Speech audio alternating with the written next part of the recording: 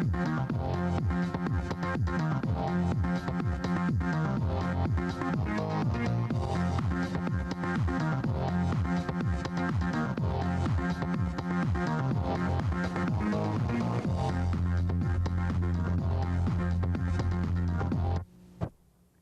everyone, and welcome to Focus On. I'm Justin Yan here today with the president of the Flags, Dan Eisenberg. Hi Dan, how you doing? Hi Justin. Well, I have a quick question for you. Since you're the president of the Flags, how did you become the president? Well, I'd worked 18 years as a director of season sales for the world champion Detroit Pistons. Pretty close, maybe 1 year away from world champion. And the Pistons job gave me a lot of experience in both sales and marketing, and the opportunity to be inventive in marketing the sport and getting fans, creative ideas of getting fans into the games. So when an opportunity arose here in Port Huron to have an opportunity to run my own show as the president and bring all that experience and that enthusiasm and that excitement that it takes to get a community involved and get everybody on board with a hockey team here, I was up to that challenge, and I was ready for a change to bring that to the community here in Port Huron. And it's been quite a ride thus far, so far 3/4 of the way through the season. So.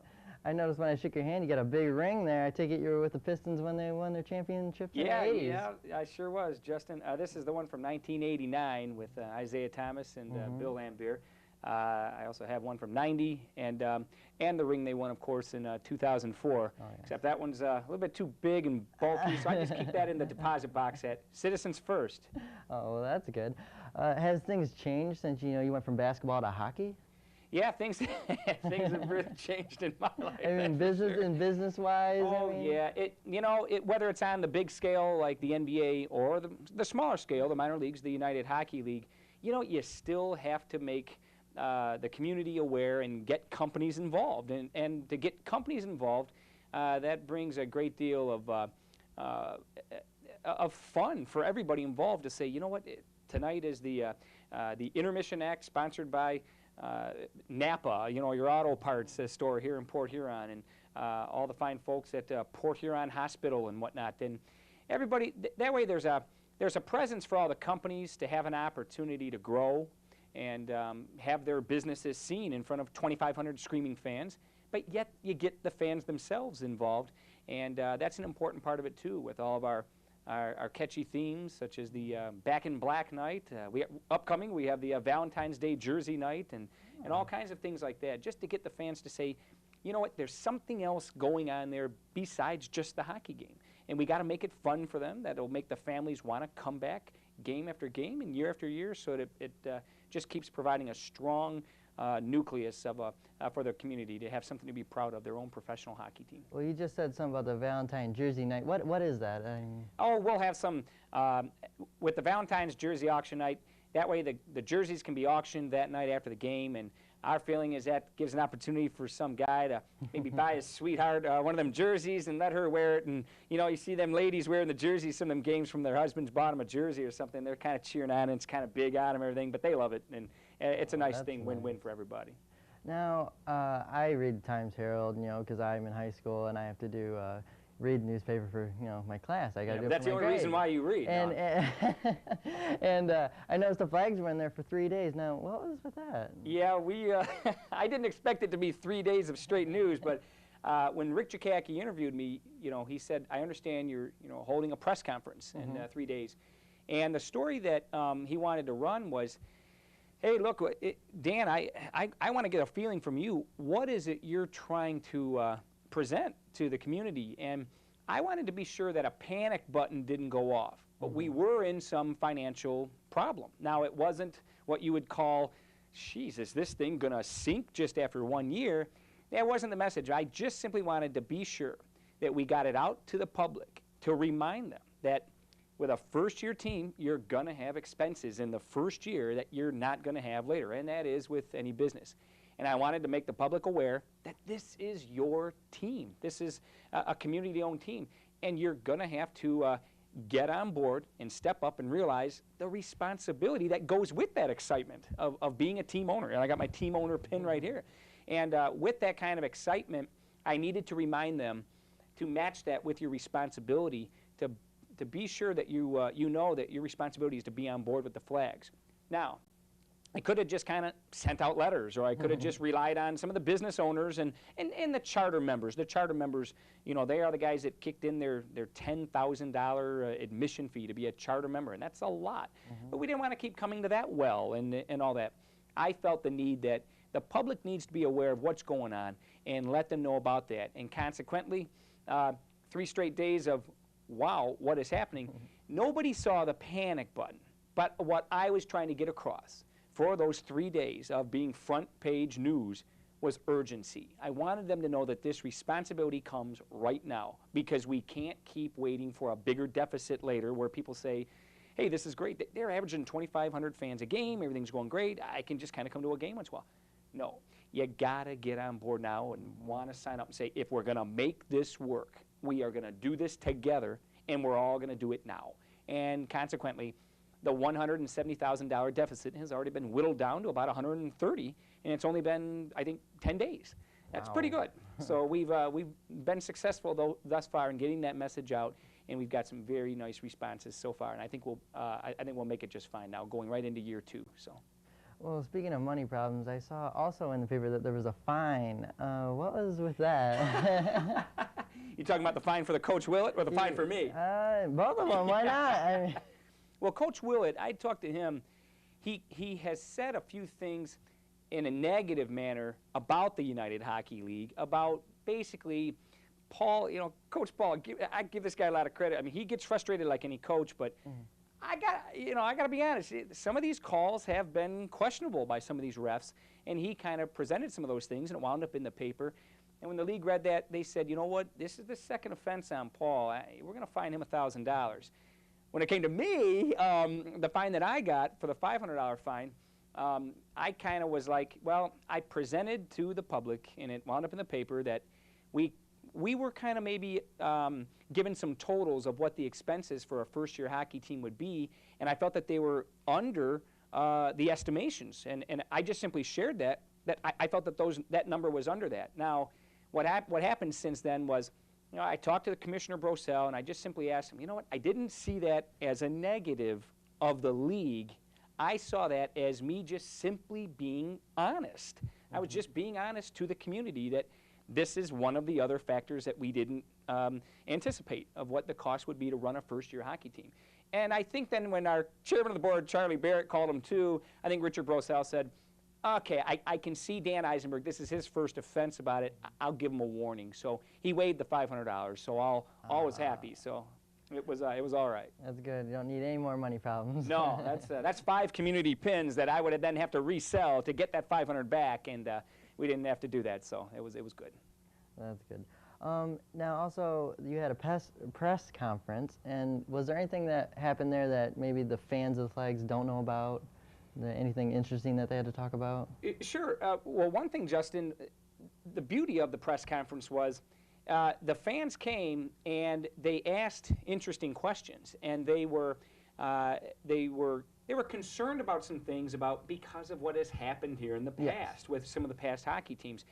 And the way I addressed that was, I reminded them. I said, "But you know what? Let me ask all of you a question." With your question. I answered their question with a question. Would you rather me not share with you what these money problems are? And then you find out later, holy smoke, we actually could have done something if they had just told us.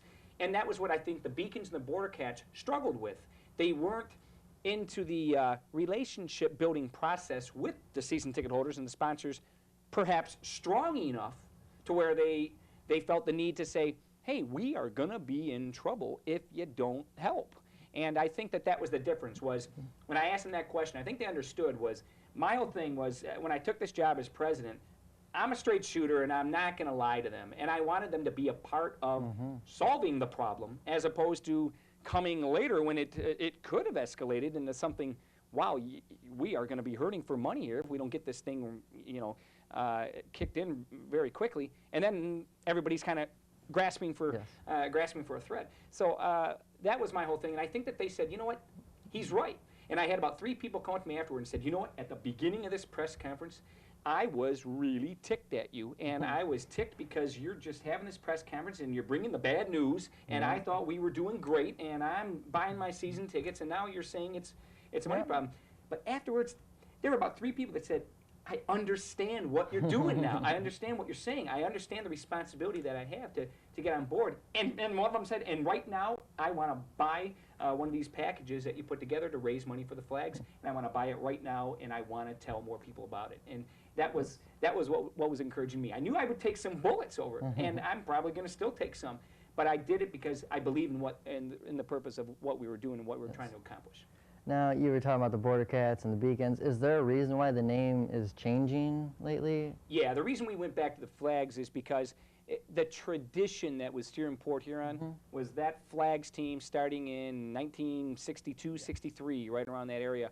Year I was born. Gee, what did Mick Jagger say at the Super Bowl? He goes, we could have done this song at the first Super Bowl, and it was satisfaction. So right around that era. So, but we have... What we had was we wanted to bring the tradition back to the community, so they had already named it and said right from the get-go when they had the press conference before they announced me as president, they said we are going to be called the Flags, and that's the name they wanted to get back to the history. So it's been very receptive. A lot of people have been buying the merchandise, and you see the Flags jerseys. And there's a sense of pride. You see a lot of the older folks want to wear them because they remember what it was like here in Port Huron during the past 40 years and during that tradition of the flag. So it's been exciting. Now, with the money problems you have, what type of fundraisers do the Flags do? I noticed that they do stuff with McDonald's sometimes, and is there other stuff that they do try to, you know? Yeah, one of them was with Tim Hortons, for instance. We did a nice thing with Tim Hortons with the, we're going to hopefully do it again soon. Get a hold of Mr. Grail, I will, but we have had success with having some of the players work the drive-through window, and then when the fans come by, if they yell, you know, "Go Flags," they can get a free coffee with the purchase of a couple tickets. And that was kind of raising some funds from some people that say, you know what, I have never even been to a Flags game, but today this is kind of fun. I think I'll go through my drive-through like I do, because the people that come through that drive-through at Tim Hortons, you know that there are people that have been doing that for 10 years, you know. Oh, yeah. And they're set in their ways of getting their morning coffee. There was a lot of people that told us later, you know, I bought a couple tickets, or I bought 4 tickets, bring the whole family. What some of the most successful ones that we have had thus far. We recently had a nice dinner at the Fog Cutter, and the dinner at the Fog Cutter, we wound up raising, no exaggeration, we raised $16,500. We charged $75 a plate. They got a big 5-course meal from some of the top chefs here in Port Huron, like the Bistro 1882 and the Chef Shells, Port Huron Golf Course, you know, all these fine chefs and the Fog Cutter themselves. We had everybody really be excited to be a part of that. And then there were items we brought that people could silently bid on. And after it was all said and done, we sold all 200 tickets that were for sale. Everybody came, they loved it. And the players were supposed to be the waiters, you know, servers and whatnot. But unfortunately, one of our players got sick on a road trip, and they were afraid that the virus would spread. And some of the players would have that, and they just said, you know what, no way, we don't want them touching the food. And this was done 2 hours before the dinner. Guess who had to serve the dinners? You're looking at Mr. Waiter now. I mean, so I took the water pitcher pouring job. You know, I was just doing that. Doing your part. We pulled it off, and my staff and I worked together to do that, and we had a ball doing that and serving the fine folks here in Port Huron. So you got to wear many hats, even a waiter's hat. When you're a president, you got to do everything you got to do to serve the community. And we do have another one coming up on March 2nd. It's going to be a bachelor's kind of an auction party get-together. The players, and we're trying to get some well-known eligible bachelors maybe in here in the community, the radio personalities or whoever they are. And that way some of the ladies can come, and it'll be at the Fog Cutter again. They can pay a $35 dinner fee, and then they get to bid on one of the players where the highest bidder then gets to have dinner with them. So we're looking at some creative things like that, and I think that'll work just as well. So. Well, we're speaking a lot about the players. Are there any in the future going to be trades or endorsements for the Flags? Pardon? Trades for players and endorsements, like advertising kind of? Oh, okay. You mean for trades involving players? Trades involving players, sure. Yes. Well, Muskegon had offered us an interesting proposition. They said, you know what, we'll give you 4 pretty good players if you give us 2 players on your team that we really want. And Muskegon is a team that won it all last year, and they've been winning it all, you know, so they're already loaded. But yet they were looking for a way to say, you know, Port Huron is in a unique position because they're one of the few teams that's under the salary cap or right at it. So we can make a trade where we could take 4 salaries in return for 2. So we're in a unique position where teams call us and they want to trade. But you know what? When we discussed this trade, yeah, we needed 4 pretty quality, healthy bodies that can help us, but we didn't want to give up the 2 players that they wanted. And the reason is because those are 2 players that we want here next year and that we want to build around that nucleus. Yes. So even though we kind of are shorthanded right now with some injuries and some guys that are hurt, we decided let's think about long term because we still believe we can get in the playoffs this year. We're only 6 or 7 points behind for a playoff spot, and we've won 2 of our last 3. We finally broke that losing streak. Our feeling was, let's keep these guys that we want back here next year, that do like it here in Port Huron, and that we can build around for next year. And that's why we reneged on that trade, but we may consider some other ones. So are there like any, trying to figure out what the word is, like sponsors that are offering to the Flags? Yeah, there's a few companies already that I've been talking to. Verizon Wireless, for one. They're trying to get with their corporate headquarters and get the approval to get their company name right on the sleeve of the player jersey. Because I've been selling those to fans. Fans can buy one. We charge $750, but what they do is you can just get your name on it. You know, say Justin, and it'll be your name right on there. But for $750, we're going to give you the jersey at the end of the year, autographed by the player. You can pick the player you want, and you get, I believe we throw in 50 tickets, a nice $500 cash value right back in tickets. You get 50 tickets. You can use, maybe sell those as a fundraiser for something you're doing, and one of the team community owner pins and things like that. So our feeling was we've already sold 4 of those since we started this campaign, and people have been buying them. Out of the 4 people, one of them bought them in memory of maybe one of their grandparents that used to be a Flags fan from years ago that had passed on. But they wanted to honor them that way by having their grandfather's name on the sleeve of a guy that's a tough defensive player like Cam White, you know, and because he liked defense the best, or Steve Dix because he fights the best, you know, or things like that. So we've had some interesting proposals from some of the fans that said, yep, I want to get on board, I want to help the fans and sponsor that. But I'm trying to get some of these companies here in Port Huron to say, you know what, that's a great idea. Let's get my company name on the other sleeve. And that kind of gets the word out that we too support the Flags, and it shows why my company's in business. And it's a great advertising write-off, and we give you the jerseys at the end of the year. So got a few companies that are saying, you know, Dan, we're trying to figure it out if we can fit in the budget, and I'm hoping that I get a few of them to pull the trigger on that before this week's out. So. Well, that's a good idea for the jerseys, and you know, I'm sure a lot of fans like that. Now, also, you know, can I say one thing? Yeah, go right ahead. Go right ahead. Speaking of great ideas, and I always tell the fans, I'm all ears. Email me anything. DanI@PortHuronFlags.net. You know, email me any idea. We can't do them all, but somebody once in a while comes along with one that we say, you know what, let's try that. And my 7-year-old daughter, Taylor, she cracks me up. She and I were driving around last Saturday when she and I stopped and did the painted pot thing, you know, making clay things for Valentine's Day for Taylor's mom, you know, and I'm just like, you know what, that'd be a great thing to give to Mommy, this is great, and then Taylor just goes like this, she goes, I got a great idea for the Flags, and I'm like, what, Taylor, what? And she goes, you know what you should do is when the player scores a goal, you should take the puck out and then auction those off at the end of the game. And then she's 7 years old, and I'm sitting there going, Taylor, I think you are onto something. So we had a marketing meeting with it the other day with my marketing staff, and they were saying, well, you know what, we're looking into it from the league, but what I think happens is the league actually takes the puck. They give it to the teams that score the goal because the players want them. I guess they keep track of the goal. And so what was interesting was we were thinking then, well, then how can we somehow do this with the goal scoring? And it was Taylor's idea that sparked all this, and I thought to myself, well, if Taylor came up with this good of an idea that we can maybe somehow work out, maybe get the players to take something else, and then we get the actual puck, and let's see what could happen. So we're going to see which players would want to donate them for the auction. So that's what we're going to try and look into. So you're never too young to come up with a great idea, and I just think it's funny how Taylor loves to tell me something. Daddy, I got a great idea for the flags, you know, and it's pretty encouraging. So. Now, I mean, of course, the big talk is about the debt that flags are in and the money problems. Let's say the flags come out of the debt in the future years. You think they'll become a harder team to play in the league eventually? Yeah, it's all about building one step at a time. We'll be out of the debt this year with this campaign already off, and everybody sees, okay, I've got responsibility, and other companies are saying, okay, I've got some responsibility. DeLacy Real Estate just said, you know what, Dan, give me a dasher board. You got 3 of them left. I'll buy one.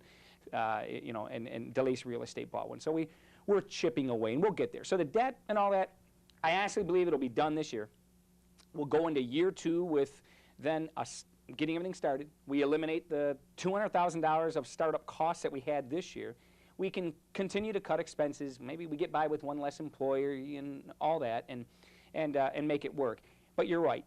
Now that you can then get a lot of these things out of the way, you can start saying, okay, what does it take to maybe build a stronger team? And that's going to take some continual